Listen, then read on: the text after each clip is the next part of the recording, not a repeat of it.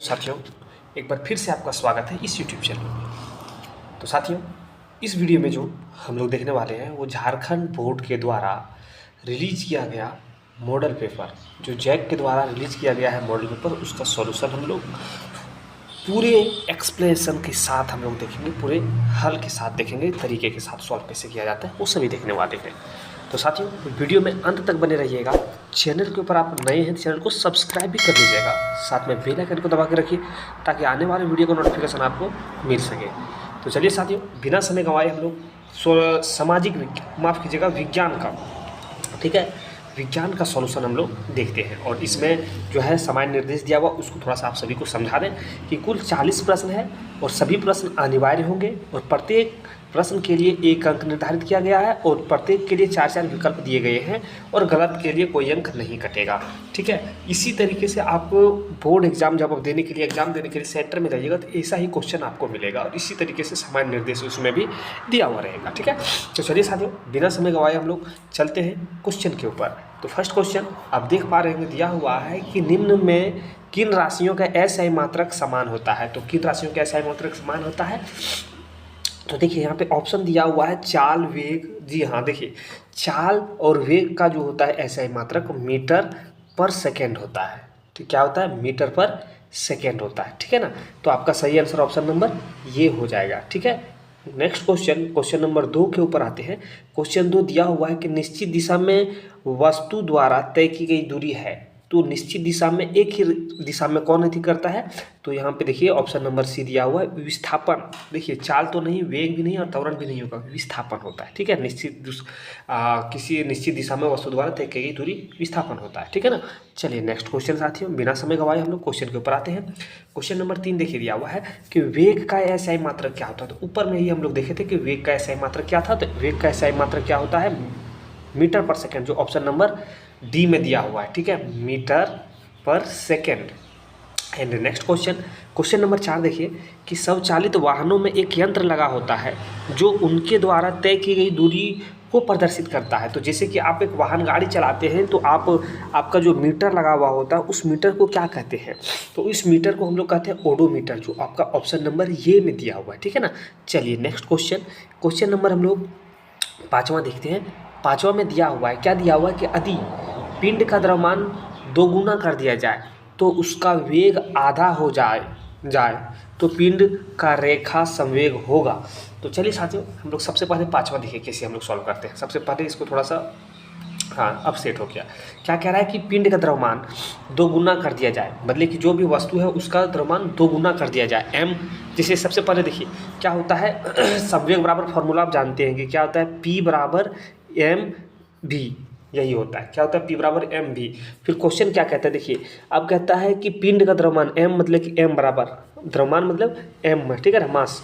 तो m बराबर कितना दिया हुआ है, तो m 2 गुना कर दिया जाए मतलब कि 2m, और वेग आधा कर दिया जाए मतलब v आधा कर दिया जाए, v/2, ये आधा कर दिया जाए तो पिंड का रेखिक संवेग होगा। तो उसका संवेग क्या होगा वो बताना है आप सभी को। तो चलिए देखते हैं हम लोग।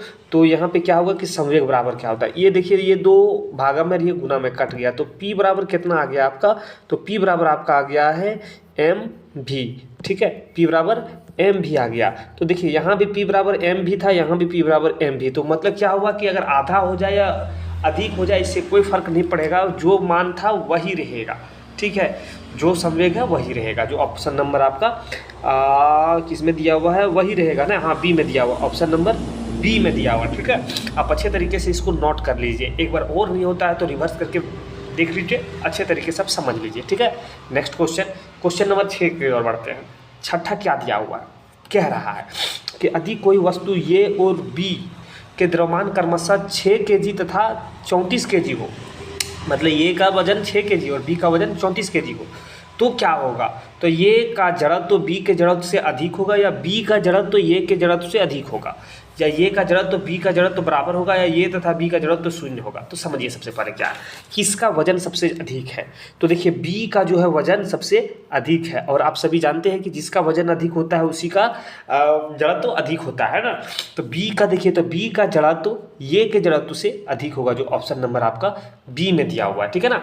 चलिए साथियों नेक्स्ट क्वेश्चन 7 की ओर बढ़ते हैं हम लोग। 7वां नंबर क्वेश्चन आप देख पा रहे हैं, क्या दिया हुआ है, दिया हुआ है कि न्यूटन गति के किस नियम को जड़त्व का नियम भी कहा जाता है। तो न्यूटन के गति के प्रथम नियम को हम लोग क्या कहते हैं, न्यूटन के गति के प्रथम नियम को हम लोग जड़त्व का नियम भी कहते हैं, जो आपका ऑप्शन नंबर ये में दिया हुआ है ना।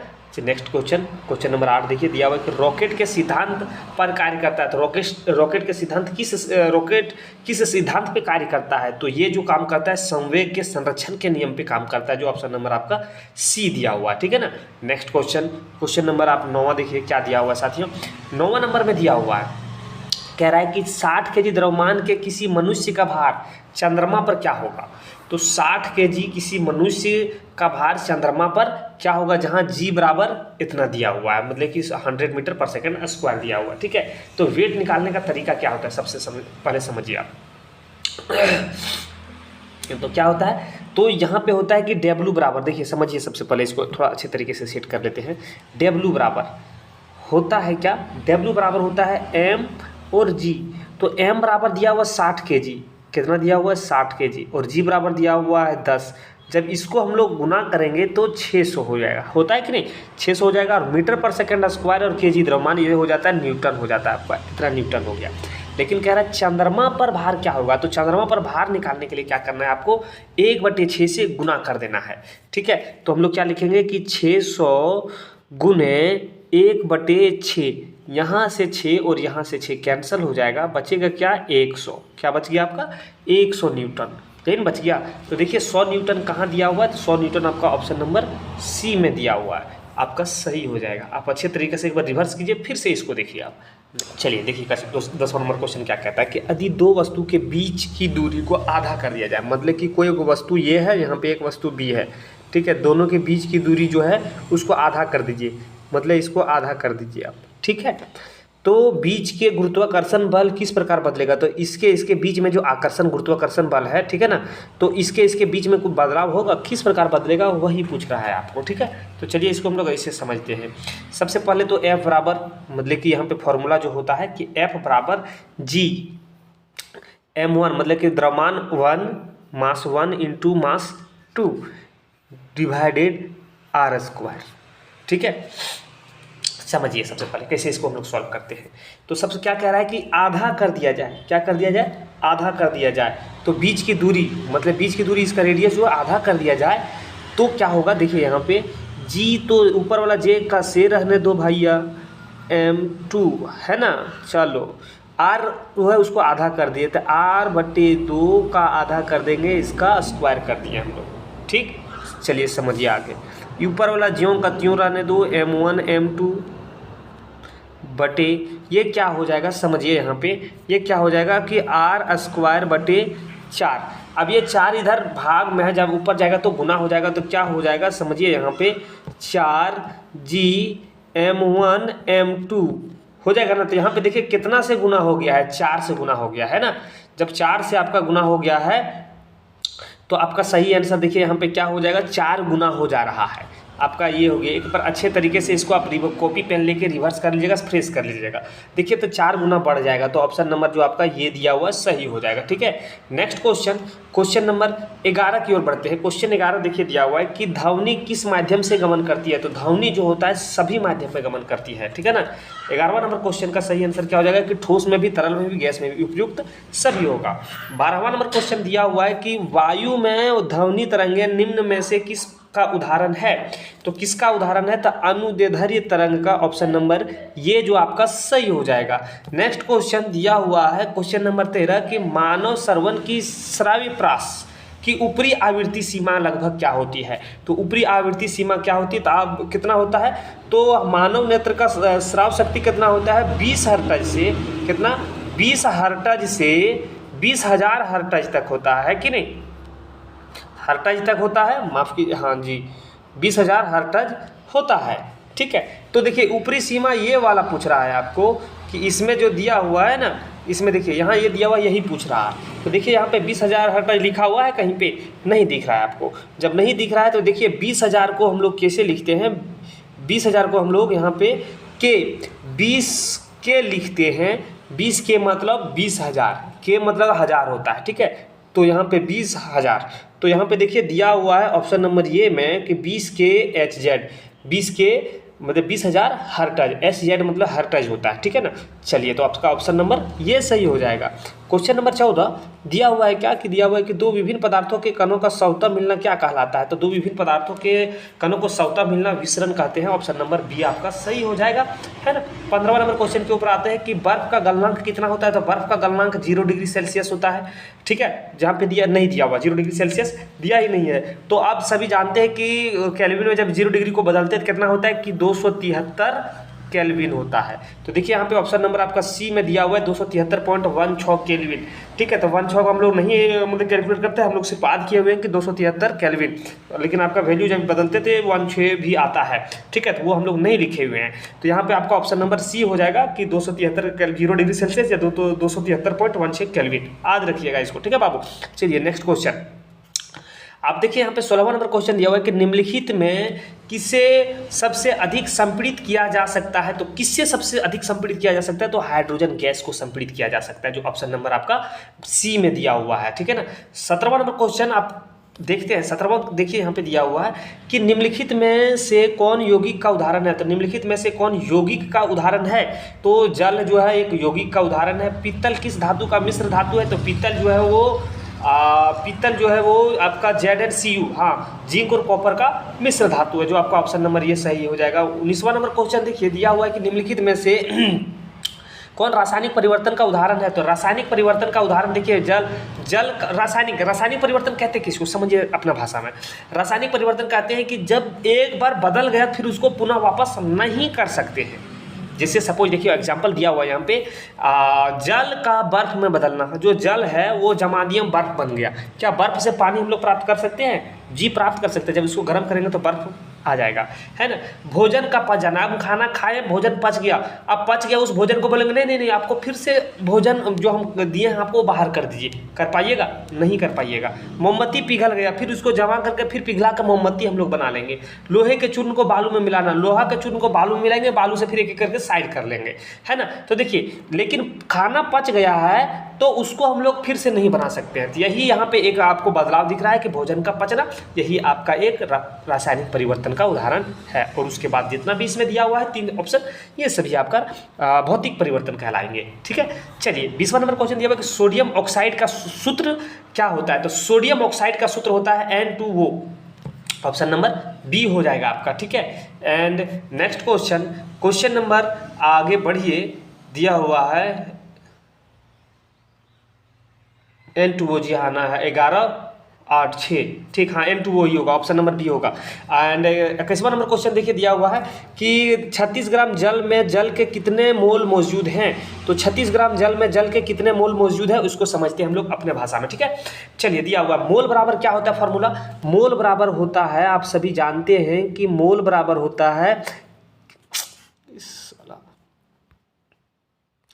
मोल बराबर होता है क्या कि मोल बराबर होता है कि द्रव्यमान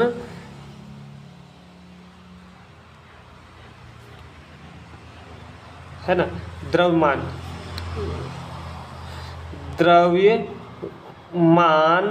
बटे क्या होता है, द्रव्यमान बटे अनुभार,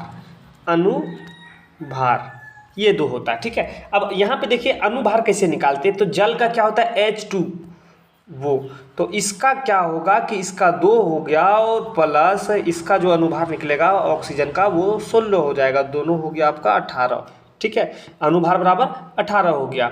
जब हम लोग यहाँ पे बैठाएंगे तो क्या होगा कि 36/18 जब काटेंगे इसको 2 आएगा, जो आपको ऑप्शन नंबर बी में दिया हुआ, ठीक है। चलिए 22वां नंबर क्वेश्चन देखिए। 22वां दिया हुआ है कि C2H2 का मोलर द्रव्यमान बताइए। तो मोलर द्रव्यमान निकालने के लिए क्या होता है समझिए। कार्बन का मोलर द्रव्यमान कितना आएगा, सबसे पहले देखिए कार्बन का होता है 12, ठीक है। तो 2 कार्बन है प्लस 2 हाइड्रोजन है, ठीक है। तो 2 गुने 12 प्लस 2 गुने हाइड्रोजन का 1 होता है, 12 दूनी 24 और 2 आपका 26 हो गया, जो आपका ऑप्शन नंबर बी में दिया हुआ है। ठीक है, चलिए नेक्स्ट क्वेश्चन की ओर बढ़ते हैं। क्वेश्चन नंबर 23 दिया हुआ है कि इलेक्ट्रॉन की खोज किसने की थी। तो इलेक्ट्रॉन की खोज जो किया गया है साथियों, वो है आपका जे थॉमसन के द्वारा किया गया है। ऑप्शन बी आपका सही हो जाएगा। 24वां नंबर क्वेश्चन की ओर बढ़ते हैं। 24वां दिया हुआ है क्या, देखिए समझिए सबसे पहले कि एक तत्व में 11 इलेक्ट्रॉन है तब 12 प्रोटॉन, तो उस तत्व का परमाणु संख्या क्या होगा। तब प्रोटॉनों और इलेक्ट्रॉन ये दोनों ज्ञात करने के लिए आपको समझिए सबसे पहले क्या होता है कि इलेक्ट्रॉन और प्रोटॉन ज्ञात करेंगे तो जितना इलेक्ट्रॉन होता है उतना प्रोटॉन होता है, उतना प्रोटॉन जितना प्रोटॉन होता है उतना परमाणु संख्या होता है। जो आपका ऑप्शन नंबर यहाँ पे 11 है ना, तो आपका सही हो जाएगा ऑप्शन नंबर ये 11 परमाणु संख्या होगा। ठीक है, नेक्स्ट क्वेश्चन 25वां नंबर क्वेश्चन में दिया हुआ है कि किसी तत्व के समान समस्थानिक में निम्नलिखित में से कौन और परमाणु का समान नहीं होगा। ठीक है, तो कौन नहीं होगा, तो 25 का सही आंसर आपका ऑप्शन नंबर सी न्यूट्रॉन होगा। ठीक है, आगे बढ़िए 26वां नंबर क्वेश्चन, निम्नलिखित में कौन एक कोशिकीय जीव है। तो अमीबा है। चलिए, लाइसोसोम का निर्माण कौन करता है। तो लाइसोसोम का जो निर्माण करता है वो है आपका गोल्जी उपकरण। ठीक है, ऑप्शन नंबर सी सही हो जाएगा। और 28वां नंबर क्वेश्चन देखिए यहाँ पे दिया हुआ है कि 28वां में दिया हुआ है कि कोशिका झिल्ली के आर पार पदार्थों का आना जाना किस प्रक्रिया के द्वारा होता है। तो किस प्रक्रिया के द्वारा होता है, वो प्रासरण के द्वारा होता है। ऑप्शन नंबर सी सही हो जाएगा। पौधों के शीर्ष पर कौन सा उत्तक पाया जाता है। तो विभाज्य उत्तक पाया जाता है, आप सभी जानते हैं, जो आपका ऑप्शन नंबर ये में दिया हुआ है। ठीक है, आगे आइए 30वां नंबर क्वेश्चन। 30वां नंबर क्वेश्चन में दिया क्या है कि 30वां में दिया हुआ कि रक्त के तरल आधात्री भाग को क्या कहते हैं। तरल आधात्री भाग को क्या कहा जाता है, तो वो कहा जाता है आपका प्लाज्मा। ऑप्शन नंबर बी सही हो जाएगा। आगे आइए, श्वेत क्रांति किससे संबंधित है। तो श्वेत क्रांति जो है वो दूध से संबंधित है, दूध भी श्वेत और श्वेत क्रांति भी था, तो ऑप्शन नंबर सी आपका सही हो जाएगा।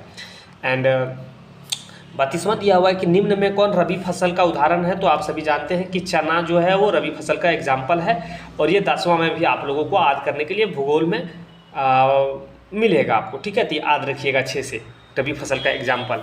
आगे आइए 33वां नंबर क्वेश्चन दिया हुआ है कि जीवों के वर्गीकरण का सर्वाधिक मूलभूत लक्षण क्या हो सकता है। तो कोशिका की संरचना, जो उसका कोशिका की संरचना, ऑप्शन नंबर सी आपका सही हो जाएगा। ठीक है, 33 का। 34 की ओर हम लोग बढ़ते हैं। 34 में दिया हो कि पादप वर्ग का उभयचर किसे कहा जाता है। तो उभयचर किसे कहा जाता है, पादप वर्ग का, है ना। तो पादप वर्ग का उभयचर जो कहा जाता है वो है ब्रायोफाइटा। ऑप्शन नंबर बी होगा आपका सही। एंड व्हेल निम्नलिखित में से किस वर्ग में आता है। तो मत्स्य वर्ग में आता है, मछली है, तो आपका ऑप्शन नंबर डी आपका सही हो जाएगा। ठीक है, एंड 36वां नंबर क्वेश्चन दिया हुआ है क्या कि वैश्विक ऊष्मन के लिए कौन सी गैस उत्तरदायित्व है। तो वैश्विक ऊष्मन के लिए कार्बन डाइऑक्साइड गैस CO2। ठीक है, जो आपका ऑप्शन नंबर ये में दिया हुआ सही हो जाएगा। 37 नंबर की जल प्रदूषण से निम्नलिखित में कौन सा प्रभाव नहीं होगा।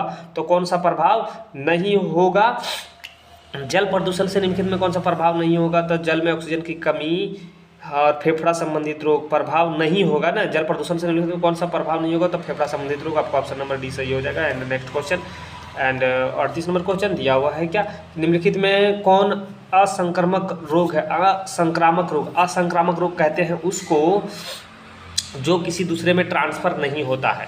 संक्रामक रोग कहते हैं उसको जो खांसी है, मतलब कोरोना वायरस था, आप समझिए बात को, कोरोना वायरस था। कोरोना में हम लोग अगर सट रहे थे कि वो खांस रहा था, किसी के पास कोरोना हो गया है, उस वायरस के इन्फेक्टेड में जो भी आता था, खांसने वाले व्यक्ति जिसको कोरोना हो गया उसके संपर्क में आया, आपको भी कोरोना होता है ना। इसी को संक्रमक कहते थे। असंक्रमक कहते कि आपको कुछ भी हो गया है, उसके साथ सटिए, बैठिए, उठिए, बैठिए, कुछ भी कीजिए, खाना पान आपके अंडर में ट्रांसफर नहीं होगा, उसी को कहते हैं असंक्रमक रोग। तो कौन है, तो खांसी जुकाम जो है तो ट्रांसफर होता है, हैजा भी होता है, कालाजार भी होता है, लेकिन रतौंधी जो होता है वो आँख की रोशनी वो नहीं होता। ठीक है, वो आपके कमी, आपके ब्लड की कमी एंड आप में जो भी कमी है जिस कारण से ये होता है। ठीक है, विटामिन ए की कमी के कारण होता है। 39वां नंबर क्वेश्चन दिया हुआ कि निम्नलिखित में कौन दीर्घकालिक रोग के जगह पर रोग होगा, रोग के उदाहरण हैं। तो दीर्घकालिक रोग है जो टीबी होगा या मधुमेह, टीबी ही होगा। ठीक है, टीबी दीर्घकालिक रोग के एक एग्जाम्पल है। एंड लास्ट प्रश्न दिया क्या है कि जीवाणु निम्नलिखित में से कौन वर्ग में आता है। तो जीवाणु जो है वो आता है आपका मोनेरा, प्रोटिस्टा, प्लांटिफंजाई, ये तो नहीं होगा, मोनेरा जी, आपका ऑप्शन नंबर बी सही हो जाएगा। ठीक है, तो साथियों हम लोग 40 प्रश्न का सॉल्यूशन देख लिए हैं हम लोग, ये विज्ञान का देखें, इसी तरीके से सभी का जितना भी सभी का मॉडल सेट आया है सब का सॉल्यूशन हम धीरे धीरे करवा देंगे, ठीक है। और सभी का सॉल्यूशन आप लोगों को प्रोवाइड करवा देंगे और आप इसे अच्छे तरीके से याद कर लीजिएगा। आपके पास लास्ट चांस है और इस मॉडल पेपर को आप पढ़िए, अच्छे तरीके से याद कर लीजिए, आपके एग्जाम में इससे बहुत प्रश्न आने वाले हैं। तो चलिए साथियों, वीडियो को यहीं पर हम लोग समाप्त करते हैं, फिर मिलते हैं हम लोग नए वीडियो लेकर, तब तक आपसे अलविदा लेते हैं। जय हिंद।